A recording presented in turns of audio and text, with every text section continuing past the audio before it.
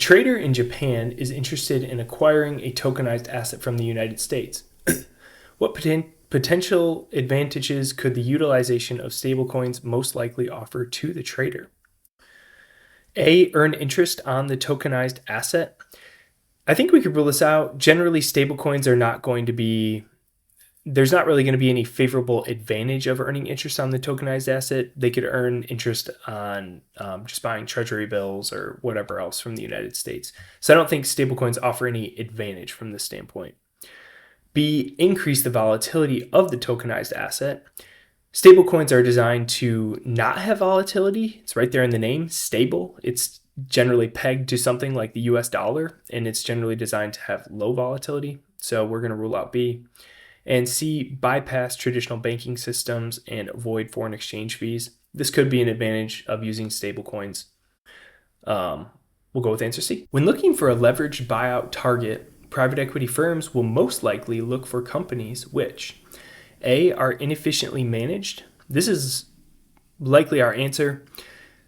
What they'll want to do is if a company is poorly managed, they'll take on a bunch of debt and they'll take over the company, and then they can drive value operationally by making the company more efficient and increasing profit margins, being able to service the debt, etc. So A is probably our answer. Let's make sure we can rule out the others. B, have high leverage levels. They don't want to buy companies that have high leverage levels. They want to buy companies that have low leverage levels so that they can lever them up via the leveraged buyout. And C, have fairly valued stock prices. They don't want to buy fairly valued companies. They want to buy undervalued companies. Answer A. Taking into account a 2% risk-free rate and using the Sharpe ratio, which of the following portfolios has the best risk-adjusted performance?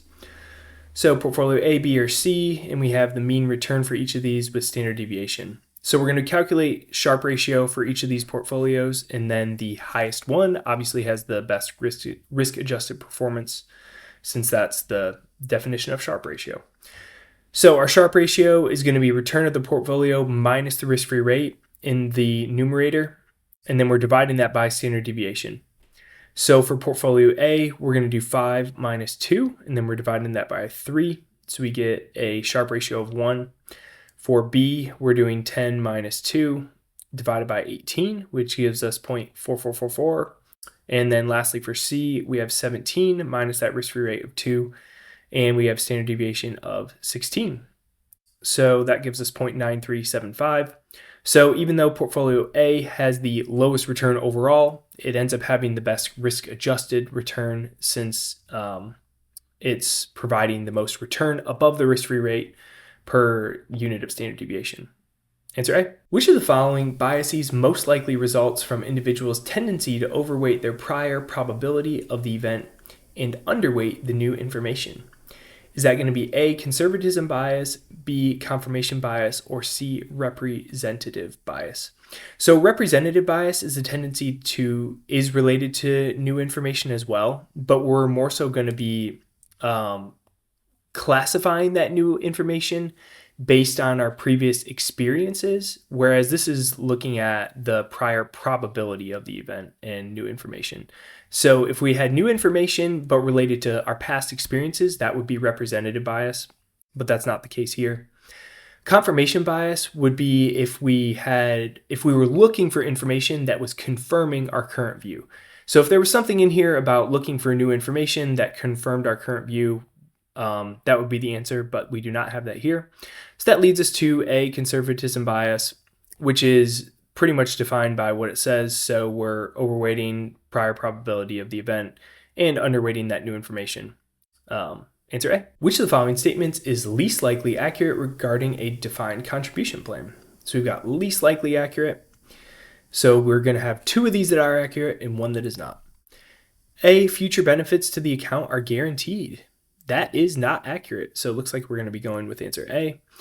Future benefits to the account are guaranteed under a defined benefit plan, but a defined contribution plan. The employee is taking on the investment risk. So if the investments don't perform well, then benefits are not going to be guaranteed. B, future benefits fluctuate based on investment earnings. That is going to be correct. And so we're going to rule out because we're looking for an incorrect answer and aligns with what we just said for answer A. And C, individual accounts are set up for participants and benefits are based on the amounts credited to these to these accounts. That's going to be correct as well. And so we'll rule that out and stick with answer A. Which of the following is least likely accurate in the context of actively managed stock mutual funds?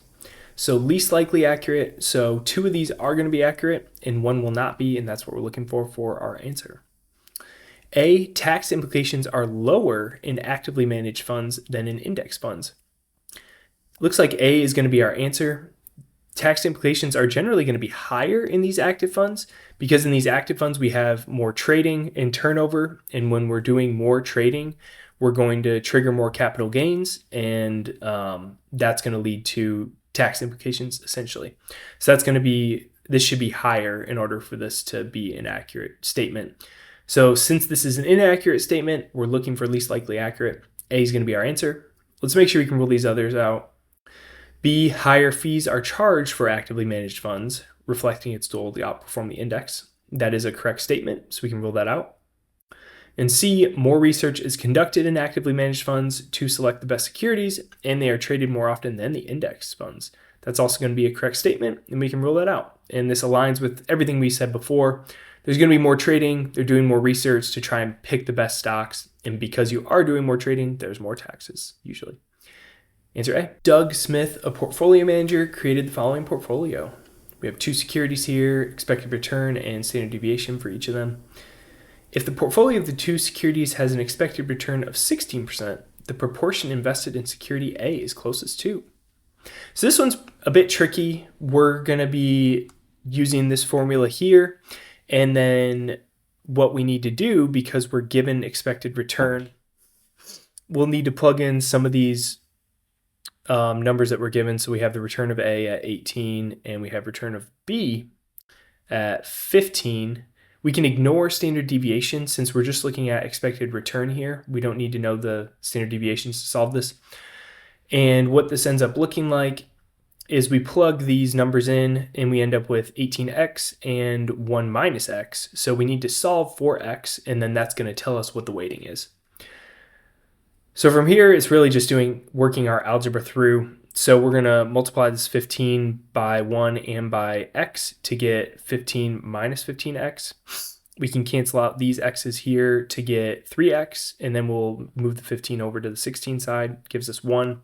So we get x equals 1 divided by 3, which is equal to 0.3333. So our weighting of A is going to be 33%. Answer A. With respect to the investment policy statement, which of the following statements is least likely accurate? So again, least likely, always want to make sure we underline that to make sure we're not picking an accurate statement. A, the IPS is a one-time exercise undertaken at the beginning of the portfolio construction. So it looks like A is going to be our answer right off the bat, since this is an exercise that we're doing at the beginning of the portfolio construction. However, it is not a one-time exercise. This needs to be updated on some frequency ongoing, whether that's quarterly, semi-annually, annually. Regardless, it's not going to be a one-time exercise. Circumstances change for people and investors over time, so we need to update this to make sure our portfolio is currently constructed based on our circumstances. B, the IPS typically includes the client's investment objectives and the constraints that apply to the client's portfolio. That's going to be correct, so we can rule out B. And C, maintaining an IPS or any other similar document for the clients may be required by the laws and regulations of a particular country. This can be the case, and so we can rule out C for that reason as well, and confidently go with answer A. Which of the following constitutes a legal or regulatory constraint and should be noted down in the investment policy statement of an investor? The investor, A, has personal objections to certain companies due to the environmental impact of business activities of those companies. So this likely should be noted down as a constraint in the IPS. However, it's not going to be a regulatory or legal constraint. This is just going to be under some type of constraint for their own personal preferences. B, is the director of the company and has access to material non-public information. This is likely going to be a legal constraint. If I'm the director of a company and have access to MP material, non-public information, I obviously should not be investing or trading on that information. So a lot of times these directors have certain blackout periods where they can or can't sell or buy their own company stock. So if you're managing the money for them, you want to make sure you're not unintentionally causing them to buy or sell the stock when they shouldn't be. C has a huge liability to outside parties, and there are chances that he might be declared insolvent in a short time. This is obviously important information to know about the investor, but it's not a constraint on how the money can be invested based on anything said in here. Answer B. BCG Bank has a 1-month value at risk, VAR, of $600 million with a probability of 7%, which means A, a 1-month maximum loss of $600 million will occur 7% of the time. VAR is not a maximum loss measure, it's a minimum loss measure, and so we can rule out for that reason. The statement would basically be correct if this said minimum instead of maximum. B, a 1-month minimum loss of $600 million will occur 7% of the time. That is A, but with minimum instead of maximum, so we'll go with B.